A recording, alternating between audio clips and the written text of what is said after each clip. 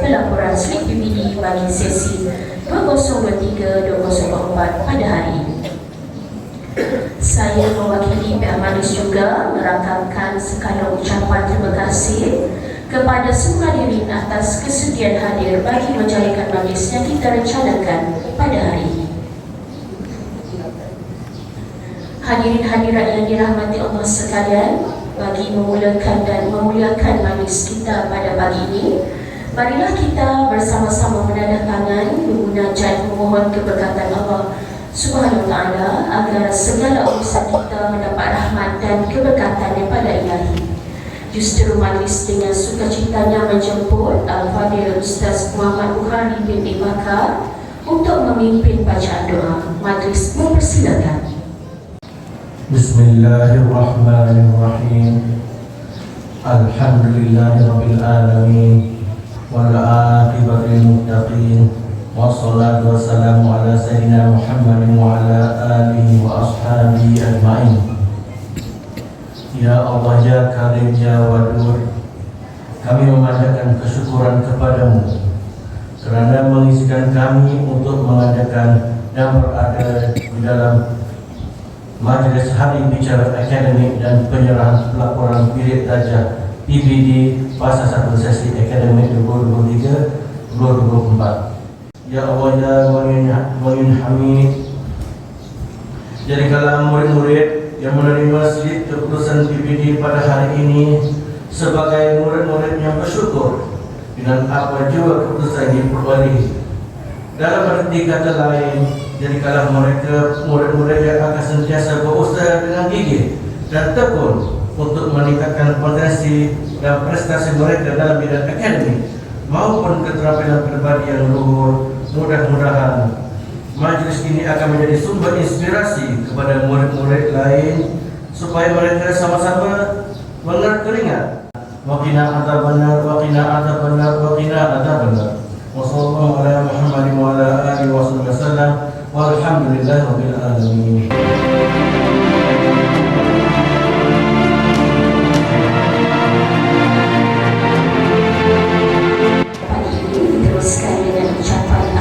Dan seterusnya taklimat ringkas berkait S oleh Yang Musa Puan Zabidah binti Ibrahim, Guru Besar Sekolah Kebangsaan Tanjung Mas. Dengan segala hormatnya, majlis mempersilakan.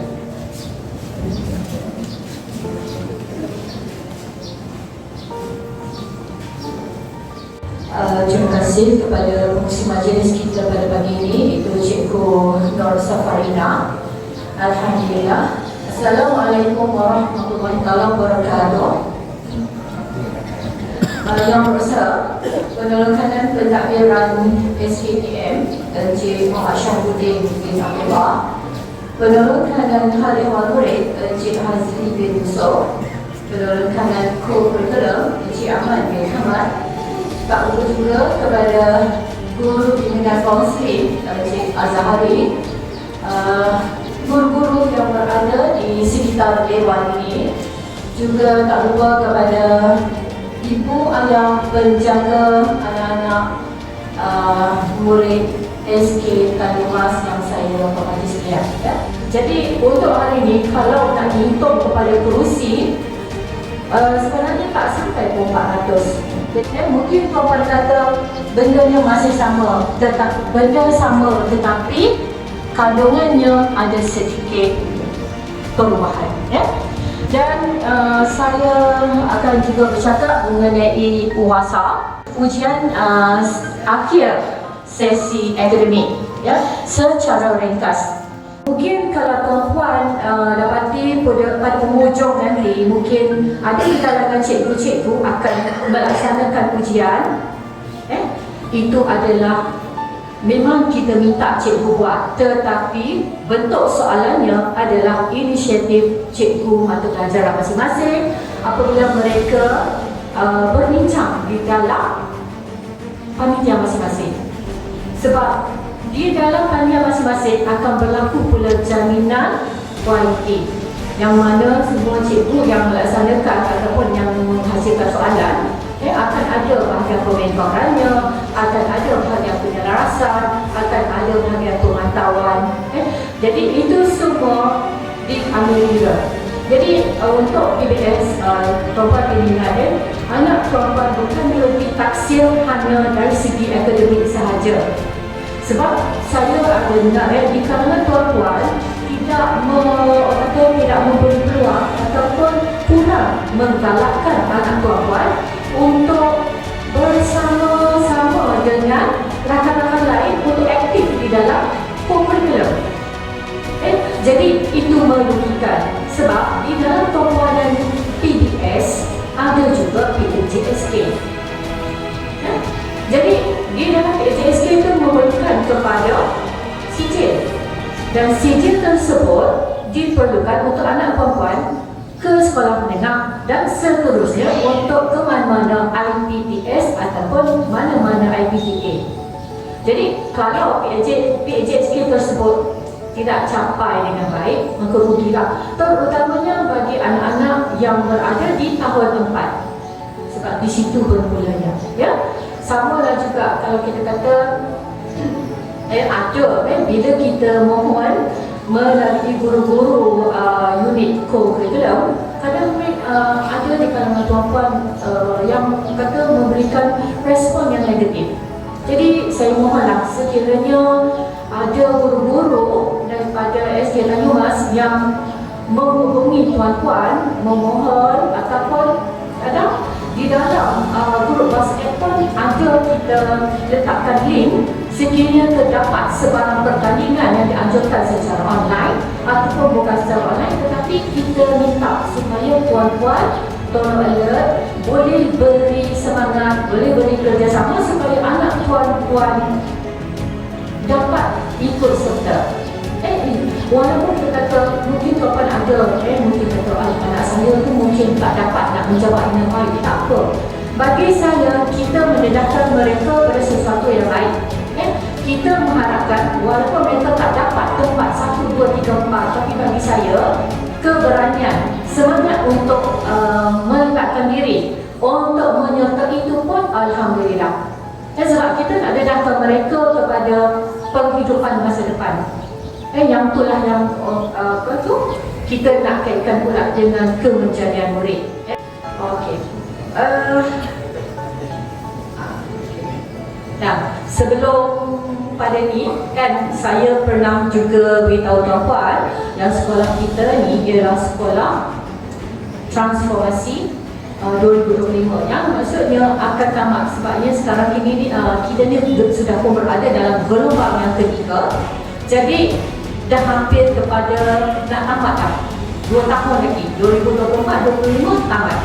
Jadi untuk SK Tanyumas ada beberapa perkara lah yang perlu saya nak minta kerjasama daripada tuan-puan.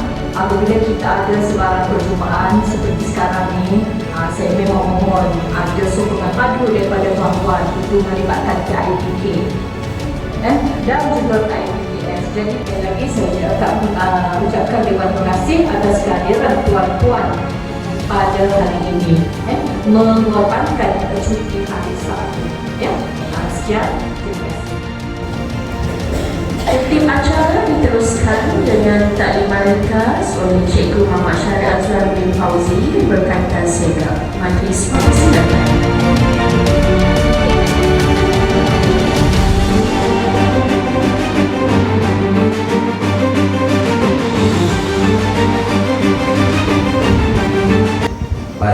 Terima kasih ucapkan kepada pengurusi majlis Puan Safarina,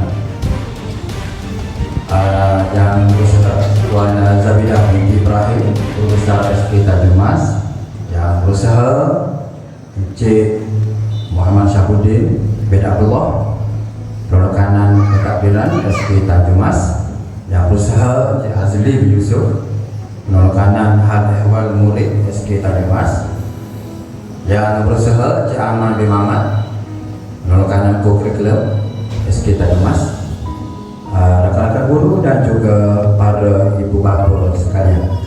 Assalamualaikum warahmatullahi wabarakatuh, dan selamat pagi juga salam Malaysia Madani. Baik, berdirinya saya di hadapan ini adalah untuk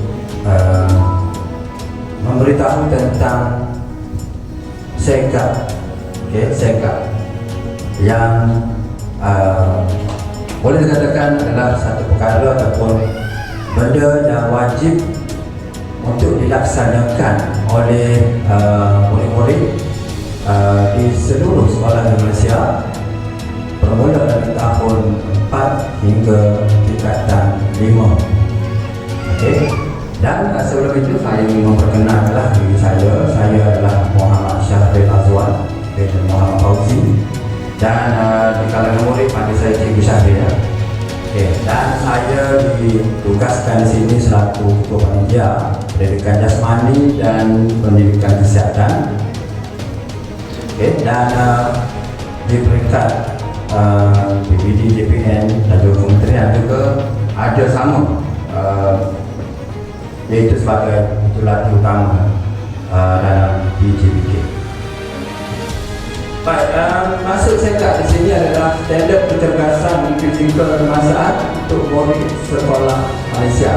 Okey, dan singkatannya SEGAK, bukan SEGAK kita kata semak ke, macu ke, cokne ke, okey. SEGAK ini adalah tentang kecergasan, ya, dan terlibat dalam salah satu kesihatan. Ini adalah kata yang dianjurkan oleh KPM bermula daripada tahun 2008. Okay. Ia ada berkeliling dia. Kita nak buat sesuatu ni di sekolah, kita mestilah berpandukan kepada surat berkeliling ikhtisas. Jadi untuk SEGAK dia adalah berkeliling bilangan tahun 2008, ya. Baik, jadi saya ucapkan terima kasih kepada semua. Terima kasih dan terima kasih terutama sekali kepada Tuan Guru Besar, Barisan Pentadbir, rakan-rakan guru dan juga semua ibu bapa yang hadir pada pagi ini di Dewan Seri Tanjung ini. Terima kasih kerana sudi mendengar apa yang saya cakap, apa yang saya bagi tahu, dan semoga bermanfaat dan kita boleh berkongsi. Sekiranya apa yang saya tahu saya banyak, apa yang tuan-puan tahu tuan-puan banyak saya, tak ada masalah. Ada kita berkongsi je, maklumat info. Dan akhir sekali yang kurang itu memanglah datanya daripada saya sendiri, dan yang baik sememangnya daripada Allah Subhanahu wa Ta'ala. Jadi saya akhiri dahulu pembincangan saya pada pagi ini dengan ucapan wabillahi taufiq wal hidayah. Wassalamualaikum warahmatullahi wabarakatuh.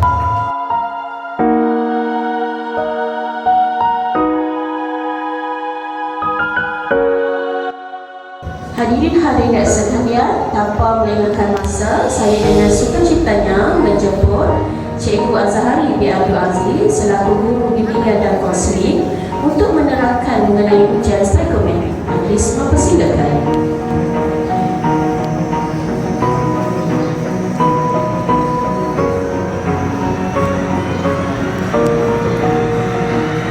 Bismillahirrahmanirrahim.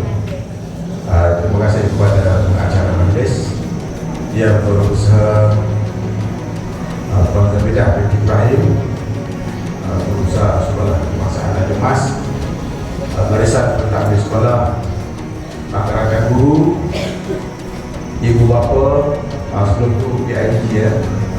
Terima kasih nampak ada ADK kita hari. Terima kasih hari. Dan tuan-tuan semua merupakan ahli PIG sekolah. Terima kasih hari. Ramai juga. Okay, Assalamualaikum warahmatullahi wabarakatuh dan selamat pagi. Untuk bahagian saya ni, untuk psikometri, saya akan cepat-cepat sikit lah. Sebab psikometri ni untuk pengetahuan tuan-tuan, dia bagai lama dah psikometri ni. Masa aku duduk di Selangor dulu, dah dibuat sekolah aku antara rintis untuk psikometri sekitar tahun 2013, 10 tahun lah. Okey. Jadi bila balik ke Kelantan, benda tu diteruskan. Dan terbaru ni dia melibatkan hampir darjah 4 daripada 6, maksudnya separuh. Separuh murid terlibat dengan ujian psikometri, tetapi soalannya tidak sama. Kalau nak kira orang tahu dulu, orang mula-mula laksana dulu, dia tak sama. Dia berubah. Pada jenis kita tak tahu lagi soalan dia lagu mana. Jadi nak tunjuk kepada ibu bapa berkaitan dengan ini tidak banyak lah. Mungkin cikgu tu lewat sikit pun, maksudnya bengok cikgu. Dah, api dah, kapan itu beda.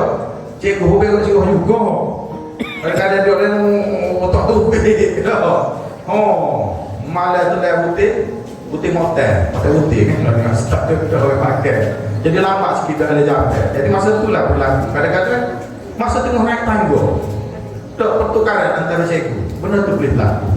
Jadi berlaku kemalangan. Walaupun ada belahan tempat yang selamat, murid kita main bola, untuk berhujung meja. Tak, bagus, soyok pada. Kalau itu dia molek-molek tak apa, tapi kita faham lah tuan-tuan. Budak ni dia buah, ada orang cucu. Kamu tak ayat orang lain, kamu sendiri mana budak ni. Oh buah lakuk cucu ni, dah boleh kerja di orang. Kita nak maknanya penglibatan daripada ibu bapa, mari kerja. Walaupun di kasus sekolah kita ni kita nampak selama ada berlaku kadang-kadang kesilapan anak kita, kesilapan anak orang lain. Dia berlaku kesilapan. Sebab murid ni, budak-budak ni dia dalam proses dia panggil learning proses pembelajaran. Di mana-mana dia ada, kita tu sama juga. Selagi kita mengerti, selagi itulah kita dalam proses pembelajaran. Lalu kita kecek dunia. Okey, baik, jadi itu saja daripada saya, daripada Allah. Terima kasih. Assalamualaikum warahmatullahi wabarakatuh.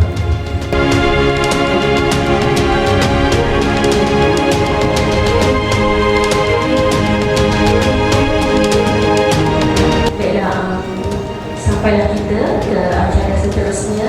Majlis mengalu-alukan kedatangan dan mengucapkan terima kasih kepada Puan Safariza binti Abu Bakar dan pada pegawai alam sekitar Jabatan Alam Sekitar Negeri Kelantan. Bila sebelum meneruskan majlis dan saya serahkan kepada Puan Safariza, di sini saya akan membacakan sedikit latar belakang beliau. Puan Safariza bertugas di Jabatan Alam Sekitar Negeri Kelantan di Unit Communication Education Public Awareness CEPA. Beliau telah berkhidmat selama 19 tahun di Jabatan Alam Sekitar dan pernah berkhidmat di Selangor, Kelantan dan Pahang, dan pada hari ini beliau bertugas semula di Kelantan dan beliau juga adalah anak kelahiran Pulau Pinang. Baiklah, tanpa melengahkan masa, saya menjemput Puan Safariza binti Abu Bakar untuk menerangkan sedikit mengenai e-waste, untuk yang program bagi sekolah kita akan laksanakan. Dipersilakan. Terima kasih Puan Pengacara Majlis. Yang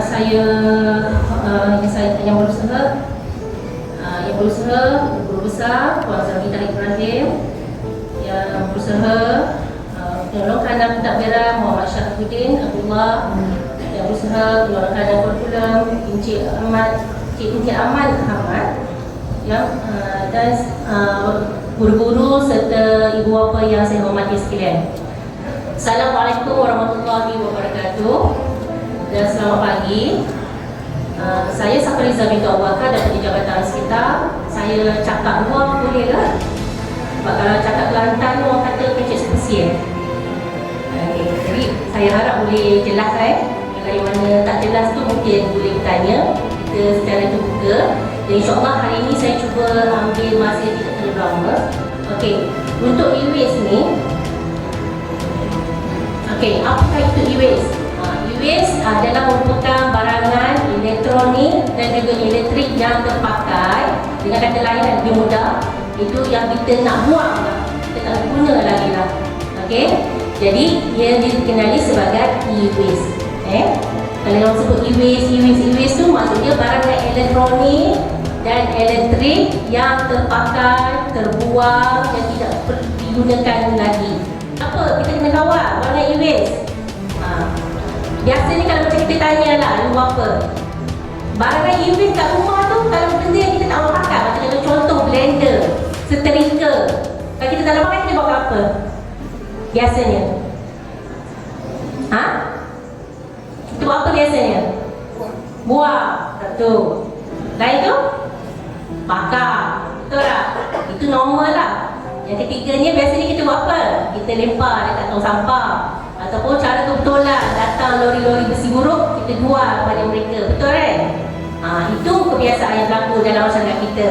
Okey, untuk ini Jabatan Sekitar mengambil inisiatif untuk memberi kesedaran supaya barangan-barangan tersebut tidak lagi dilaksanakan perebusan seperti sedia kala. Maksudnya kita nak benda tu dikawal.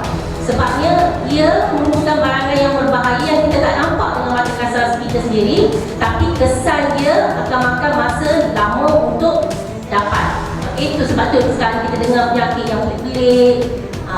Ada saja yang timbul kanser yang pun nama yang pelik-pelik yang tak pernah wujud sebelum ni. Ini kesan dia. Sebabnya barangan tersebut dia akan kembali kepada muka bumi kita juga, dan berbalik kepada kita sendiri. Okey. Dia buangan terjadual. Dia bukan dia buangan terjadual. Dia ada kalau macam kata ikut dalam soalan sekitar, dia ada kod dia untuk lampu Kalimantan. Dia sangat-sangat Ya, sebabnya benda ada bahagian dia sebenarnya. Dia panggil apa? Saya ingat ada. Tapi memang dia buangan terjadual. Sebab tu dia berbahaya. Macam tu juga yang kita kata termometer kan. Dia ada mercury dalam tu.